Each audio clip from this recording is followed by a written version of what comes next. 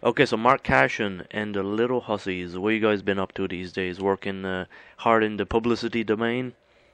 Yeah, we've just been heavily releasing our CD over here in Australia, New South Wales, Queensland, all around the joint, and doing shows just to support the release. And basically adding in a few elements to our show to make a few surprises for the crowds and dancing girls in naughty police outfits. And there's a celebrity called Bobo over here. He was in a TV series called Fat Pizza. It was a comedy over here on television in Australia.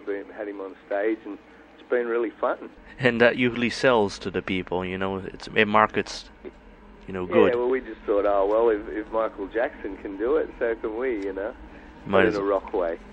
Yeah. So you got some singles, in American airplay.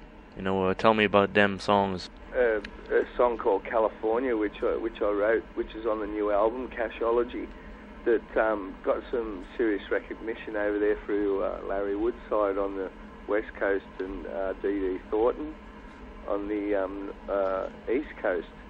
They were from an affiliate radio station, so it started to move around, and of course, I'm signed with Foghorn Records in Australia here, and as well as our management promoting the album.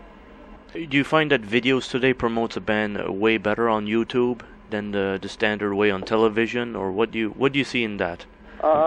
We still see that side of it as a fairly strong side of things, but what we do like to concentrate is basically we have a new video coming out now called Ordinary People to back up our other video that we've had out, California, and basically what we're doing now, Rachel, our manager, is shopping all the media service to see if they'd like to take first-hand look at it, and then after that happens in a couple of weeks, the new video, Ordinary People, will be up on all the Mark Cashin Facebooks and the MySpaces and the YouTubes.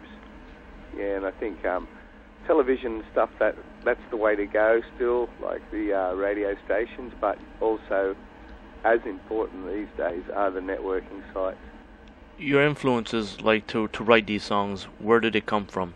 Oh, it's really strange, Jason. Like I don't really listen to music that much, but I am a bigger fan of the likes of Aussie, all the metal and all the rock, you could call it hard rock. But I'm also fans of Supertramp and Police when I was younger, bands like that. So it's allowed me to add colour into my rock, you could say. So yeah, but I'm influenced heavily just mainly by bands like that, Van Halen and your stuff like that, your Ozzy Osbournes and stuff like that. But in the wash-up, I like to use visual concepts that I have, like in your mind. I like to write in an abstract type of way, you know what I mean? Mm-hmm. So everyone can relate to the tunes. Well, with those influences, you have a big, array of musicians, and with that, you can get some quite original songs out of it.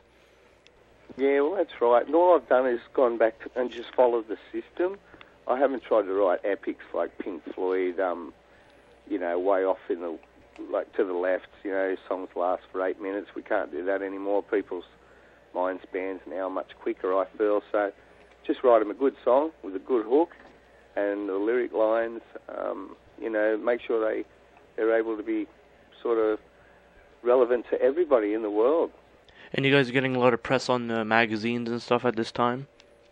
Yeah, we are. We've just had a good feature over here in Australia in DB magazine. It was a great write-up. It's actually on my Facebook site for people to see. It explains the album pretty well.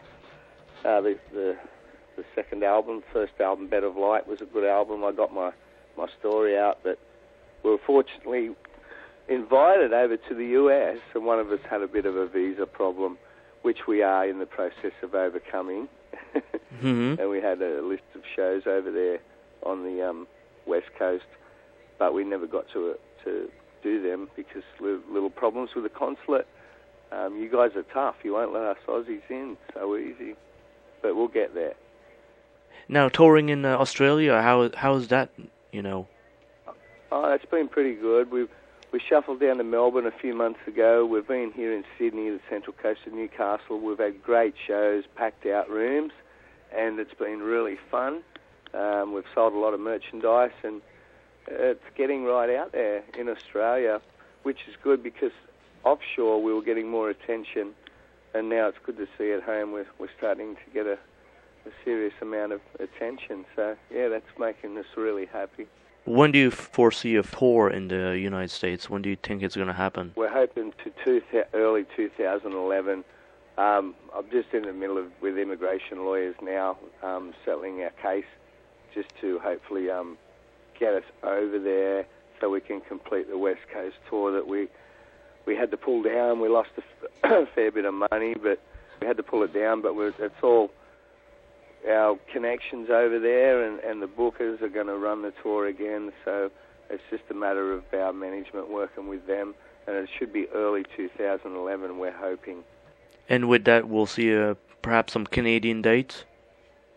We'd love to do that as well. We're trying to get our new video, Ordinary People, onto the networks and onto the television stations in the next up-and-coming 2 to 3 weeks, and hopefully that supports our just visit to Canadian region as well, as we have a lot of Australian friends over there, living over there as well. Like this, Mark, how's the scene in Australia? Let's say United States has a certain scene, Canada has a scene. How's the music scene in Australia, in 2010? It's coming back. It's alive. It's alive at the moment, whereas before it started to die off again, but I think we're starting to enter summer now, and we're starting to see a lot more bands do a lot more stuff and appear a fair bit more. Bands over here, I guess, it's tough when you're in the midstream, but when you have your 10 or 12 bands over here that are from Australia that get great recognition, but it's a little scene. You've got to be persistent and not to give up, and just keep going and never give in no matter what. And someone's going to hear about you shortly. That is true. Another thing, too, is like all the songs you've recorded and stuff, is there stuff that's still yet to be released, like that you keep in the archives for future references? Well, what I've done, I've worked on each album. I'm not a guy who writes 100 songs and throw out 50 and stuff like that. I work on each song if I believe in it. I keep going with it, and I have got already into the third album, that we're going to produce at the end of next year.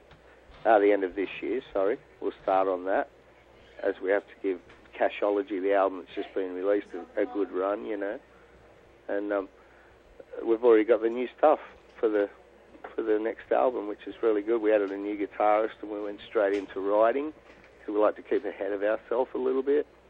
And it's coming out good. I'm really excited. Well, Mark Cashin, excellent talking to you, and have a great Tuesday in Australia, because here's still Monday. Yeah, what time is it over there now? 9 p.m. 9 p.m. Monday night. Yeah. God, that was 14 hours ago, I think, for me. So you're like in the future right now. Morning, yeah. Or I'm in the past. Yeah. It's nice and sunny outside. So Tuesday morning, I'm going out to do nothing, I guess. Live the life of a rock star. Yeah. No, we have a few people here. The drummer here, Jethro Andrews, is here with me this morning. We're just going over some stuff, some pre-produced stuff, and just taking a look at some stuff in our studio here. So, should be a busy day, really. Well, good stuff, and good luck with the career, and we'll look at it. Thanks very much for keeping an eye on me, Jason, because what we're trying to do is make an impact and let the whole of America know about us, because they need to. We got to get you some interviews, man. You got to be known. That's it. All right, Mark, you have a great afternoon. Yeah. Okay, thanks very much, Jason. Bye-bye.